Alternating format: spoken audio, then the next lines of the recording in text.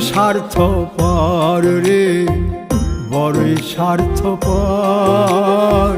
বুকের মাঝে জায়গা দিলে যতন কইরা ভাঙ্গে রে অন্তর। অচেনা এক জংলা পাখি যতন কইরা বুকে রাখছি, বুকের পাজর ভাঙ্গা সে যে সাজায় অন্যের ঘর রে, সাজায় অন্যের ঘর। মানুষ বড়ই স্বার্থপর রে, বড়ই স্বার্থপর। বুকের মাঝে জায়গা দিলে যতন কইরা ভাঙ্গে রে অন্তর।